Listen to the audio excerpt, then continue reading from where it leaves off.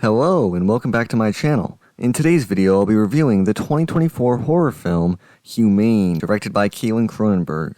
The film was distributed by Elevation Pictures in Canada and IFC Films in the United States. It was released on April 26, 2024 in a very limited theatrical release, and was released on Shudder on July 26, 2024.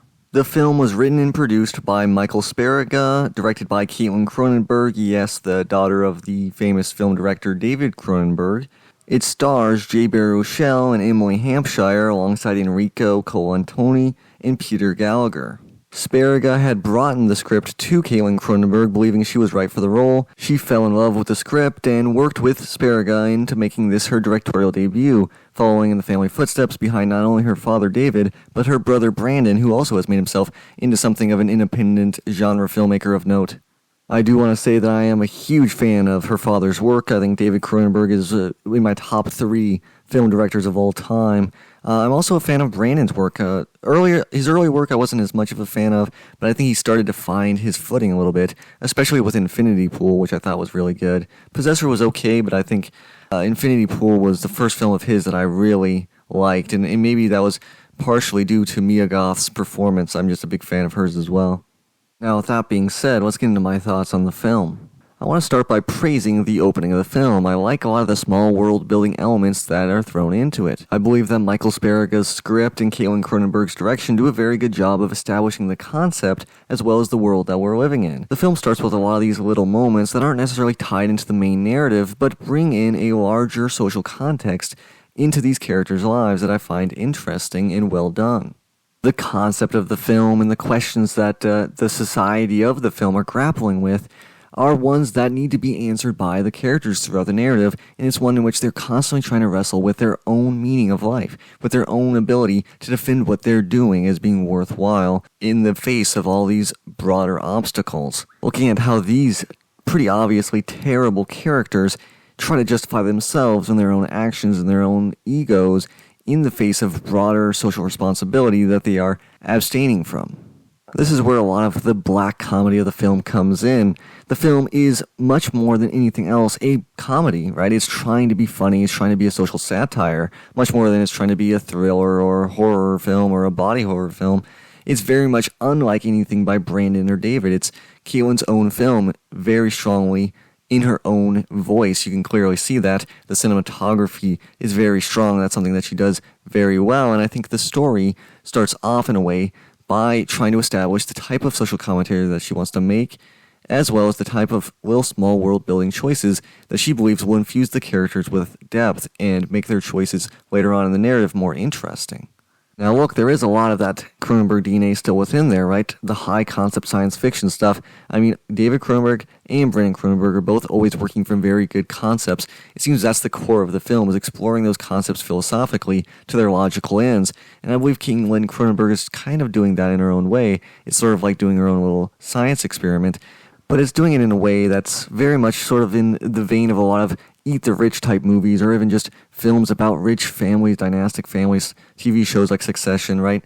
There's a whole vein of Eat the Rich type horror movies like The Menu, which have come out in recent years, making it almost into a micro-genre. And like I said, I liked a lot of the small world-building elements that were thrown into the film at the very beginning, but I believe that the concept itself and some of this interesting sort of social commentary that Caitlin Cronenberg is trying to put into the film ultimately cannot carry it throughout the narrative. I think there is a lot of interest at the beginning, and it slowly kind of builds, but then towards the middle of the film, and especially towards the end, all that interest is evaporated. It becomes a very boring film filled with stupid and unlikable characters making stupid decisions that I don't care about one way or the other. And look, you don't need likable characters for a successful horror film, but it would help, and I think in general the fact that they're not likable or interesting also hurts the social satire element of the film. I think it's trying to be a black comedy first and foremost, and it has some effective jokes here and there, but for the most part I just don't find any of these characters interesting. I don't find any of the jokes to really land that well, and I think that the concept itself cannot carry over the weakness that is structurally within the screenplay and within the direction of the film. And look, the actors themselves, I don't even think are doing that bad of a job. I think Jay Baruchel, who is someone I kind of like in some of his comedy roles, I think he does a good job here. He is playing a stereotype, though, and I think the screenplay is pretty weak with the motivations of these characters, with the overall development of these characters. They're very flat and uninteresting, and a lot of their choices that they're making are stupid as hell, and that's fine, right, if you're trying to make it funny, but it just doesn't work. It doesn't work on any level as a thriller, a comedy, social satire. There is some interesting questions that the film brings up and some interesting ideas, but ultimately the story is just too damn boring for me to care about anything that happens.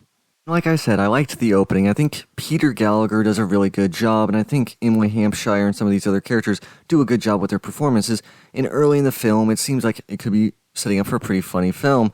But as soon as Peter Gallagher dies, I think the film just dies. All the interest is completely sapped out of the film. I like Enrico Colantani as Bob. I think he's an interesting character and gives a decent performance. But ultimately, he's just not given enough to do. No one's given enough to do. A lot of the attempts at killing each other just feel so random and weird, and seems like, oh, this is necessary for this type of film, and it'll be funny. But it just doesn't work, and the violence isn't satisfying in any way. And I think that the film juggles these tones that it's trying to incorporate into this sort of weird mixture, but it just doesn't ever land on any level. I think that there is some gruesome moments that they try to have when they're trying to kill each other and with some of the violence that's happening, but none of them feel effective at all. It just feels like, okay, they're obviously not going to, kill each other right now. They're obviously building up to working together and overcoming the obstacles that they have as a family, or they're just going to all die in very funny ways. I think you have to lean into one or the other, and it kept trying to sort of keep all its cards close to its chest. I think it should have just gone all in on the black humor, had some very unfortunate deaths or something like that were super funny. There could have been some more interesting events that were happening, as opposed to just seemingly rinse and repeat the same sort of sequences over and over. Oh, they're going to kill each other. Okay, now they're stopping and they're talking about it, and they're having these emotional moments, and then they're trying to kill each other again, and then they're back to, okay, let's talk about this, and then, oh, let's try and kill each other. Let's surprise you again. It just seemed like we were in this weird repetitive loop, and Bob didn't give anything to do with him either, right? We just had him talking with the daughter, and the daughter seemed like a very bland and uninteresting character.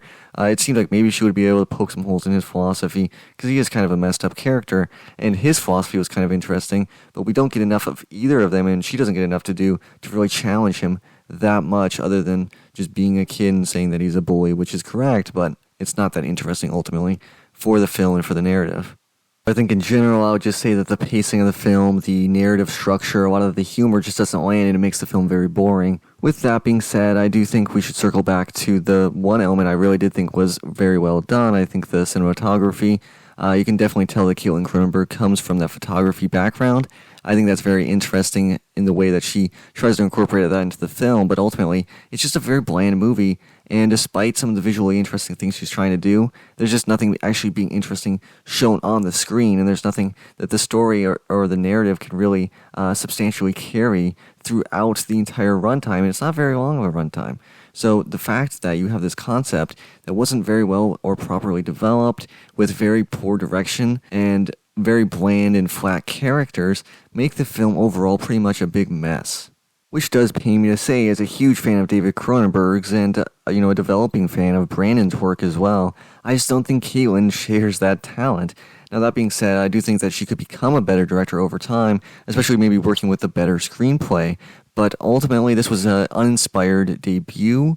I do hope that there's more and better things to come from her. It does sound like she's interested in making more films, and I would definitely be willing to give her another shot, because yes, Brandon Cronenberg, when he was starting off, yes, I thought some of the ideas were really interesting, but I thought that there was weak execution, but over time he's developed his skills. So I could see that happening in her making more interesting films and more well-developed films over time.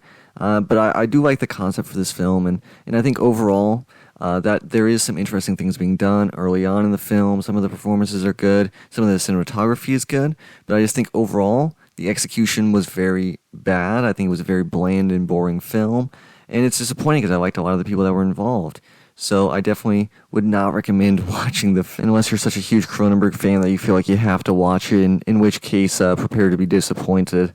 With that being said, despite the fact that I did not find this film that interesting or that good of a film, I do want to praise Shudder. I think It's so cool to be able to see these new horror films coming out all the time on Shudder. There's much higher quality films being made and released on Shudder, so I definitely recommend, if you're a horror fan, to go check that out. There's tons of great films that I'm a big fan of on that streaming service. For example, a shout out to Late Night with the Devil, which I think is a very solid horror film and one of the best of the year so far. So with that being said, I just want to say thank you guys all so much for watching, and see you next week.